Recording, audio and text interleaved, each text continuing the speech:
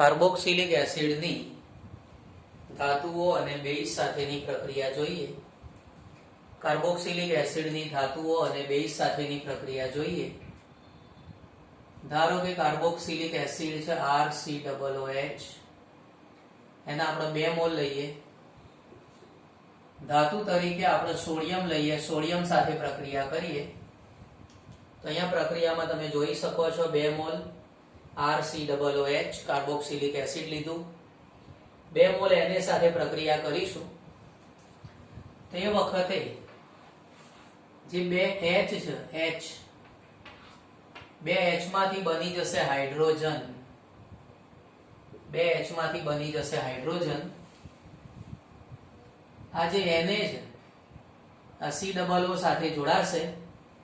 Na જે ખરો એ COO સાથે જોડાશે એટલે આપણને મળશે 2 મોલ RCOO માઈનસ Na+. તો એક ક્ષાર બન્યો જેને કહેવાય સોડિયમ. આજે RCOO માઈનસ છે, RCOO માઈનસ એ કાર્બોક્સિલેટ આયન કહેવાય. RCOO માઈનસ જે કાર્બોક્સિલેટ આયન કહેવાશે. ધારો કે સોડિયમ હાઇડ્રોક્સાઇડ સાથે પ્રક્રિયા કરીએ. ધારો કે આપણે NaOH સાથે પ્રક્રિયા કરીએ તો બેઝ કહેવાય NaOH. તેની સાથે પ્રક્રિયા કરીશું એટલે RCOO માઈનસ Na+ બનશે અને પાણી બનશે. પાણી કઈ રીતે બન્યું? અહીંયાથી OH, અહીંયાથી એક H, પાણી બની જશે. Na છે RCOO સાથે જોડાઈ જશે એટલે બની જશે RCOO માઈનસ Na+ વત્તા H2O. એ જ રીતે ધારો કે NaHCO3 સાથે પ્રક્રિયા કરીએ. NaHCO3 જેને કહેવાય સોડિયમ બાયકાર્બોનેટ અથવા તો એને કહેવાય sodium hydrogen carbonate. Sodium bicarbonate અથવા સોડિયમ હાઇડ્રોજન કાર્બોનેટ કહીશું. તે વખતે પ્રક્રિયામાં RCOO માઈનસ Na+ વત્તા H2O વત્તા CO2 મળશે. આમાં CO2 મળશે ખાસ ધ્યાનમાં રાખજો કેમ કે આ બાયકાર્બોનેટ છે એટલે CO2 પણ પ્રાપ્ત થશે. તો આ રીતે આપણને ક્ષાર મળે છે RCOO minus Na+ sodium carboxylate કહેવાય. બરાબર. તો આ રીતે આપણને પ્રક્રિયા જોવા મળશે. દાખલા તરીકે આપણે કોઈ એક્ઝામ્પલ લઈએ. ધારો કે CH3COOH એસિટિક એસિડ, એની પ્રક્રિયા NaOH સાથે કરો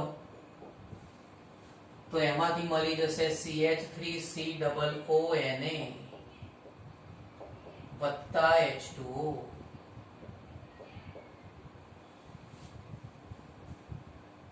ઓકે, સરસ રીતે લખી લેજો.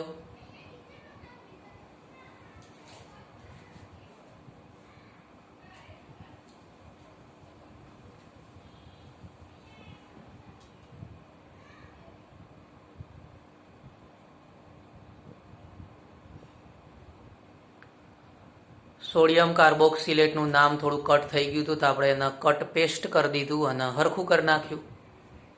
Okay, sodium carboxylate RCOO minus Na+.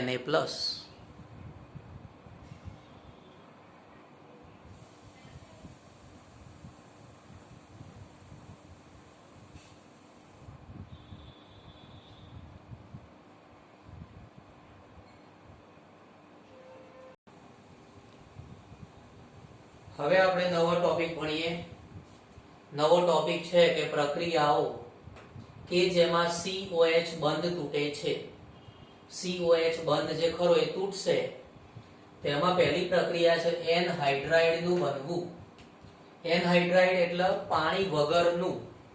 જ્યારે બે પદાર્થો વચ્ચે પ્રક્રિયા થાય, એમાંથી પાણી દૂર થાય ત્યારે જે બને એ નિપજ એનહાઇડ્રાઇડ કહેવાય. બરાબર.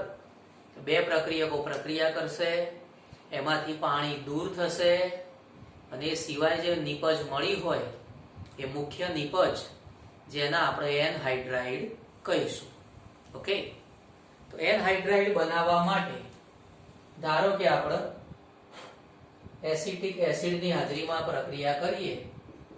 એસિટિક એસિડ CH3COOH એની CH3COOH સાથે પ્રક્રિયા કરીશું. બંને એસિટિક એસિડ આપણે લીધા છે.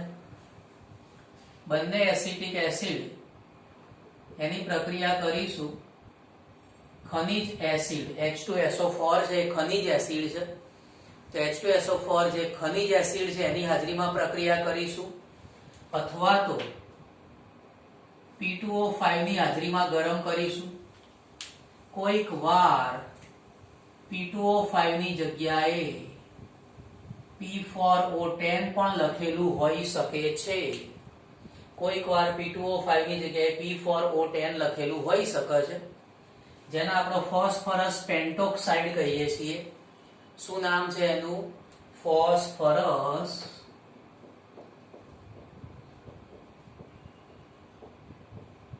પેન્ટોક્સાઇડ. ફોસ્ફરસ પેન્ટોક્સાઇડ કહેવાય આને. બરાબર. તો એ વખતે જે નિપજ બને, નિપજ તો બહુ સિમ્પલ છે. એનહાઇડ્રાઇડ બનાવવાનું છે એટલે બની જશે CH3CO2O. પાણી દૂર થઈ જશે, CH3CO2O બનશે, જેનું નામ શીખવાડેલું જ છે, acetic anhydride. CH3CO2O acetic anhydride. CH3CO કૌંસની બહાર ટ્વાઇસ અને એક ઓક્સિજન. આને કહેવાય ઇથેનોઇક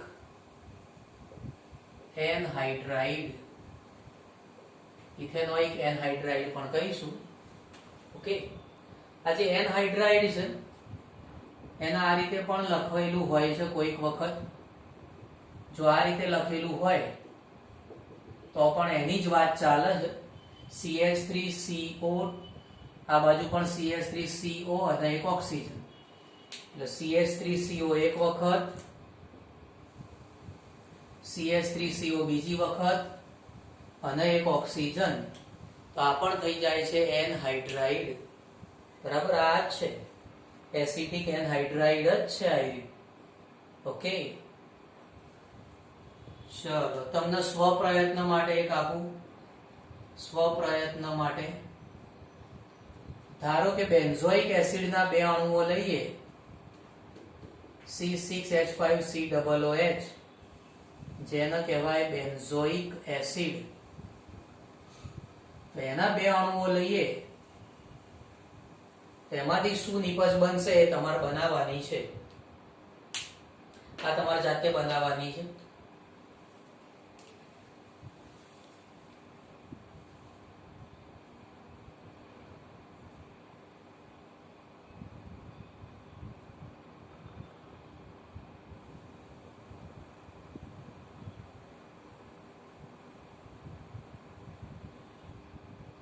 એસ્ટરીકરણ પ્રક્રિયા કરીએ. એસ્ટર બનાવવાની પ્રક્રિયા હોય એને એસ્ટરીકરણ કહેવાય. ધારો કે આ કાર્બોક્સિલિક એસિડ છે RCOOH, એની પ્રક્રિયા કરીશું આલ્કોહોલ સાથે. આલ્કોહોલ જેને આપણે R-OH લખીશું. આલ્કોહોલ છે જેને આપણે R-OH લખીશું.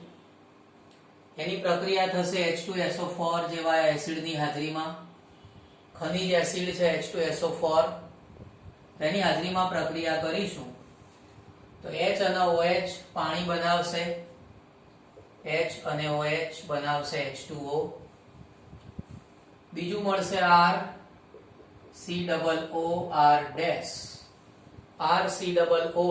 મળી જાય તો આ બની ગયું. આને જ કહેવાય એસ્ટર. શું બની ગયું? એસ્ટર બની ગયું. દાખલા તરીકે એસિટિક એસિડ છે, એની પ્રક્રિયા ઇથેનોલ સાથે કરીશું. આ ઇથેનોલ છે, એની એસિટિક એસિડ સાથે પ્રક્રિયા કરીએ H+ ઉદ્દીપકની હાજરીમાં, તે વખતે એમાંથી બની જશે CH3COO C2H5 વત્તા H2O. આ CH3COO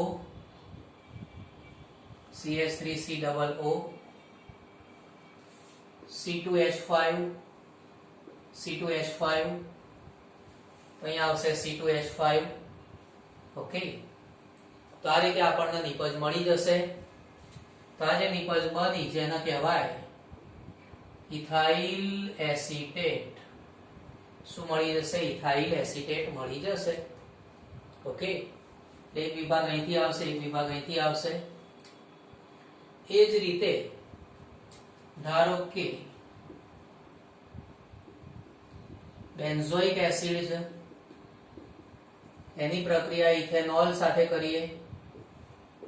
બેન્ઝોઇક એસિડ એની પ્રક્રિયા ઇથેનોલ સાથે કરીએ તો બેન્ઝીન ઉપર COO C2H5 મળશે.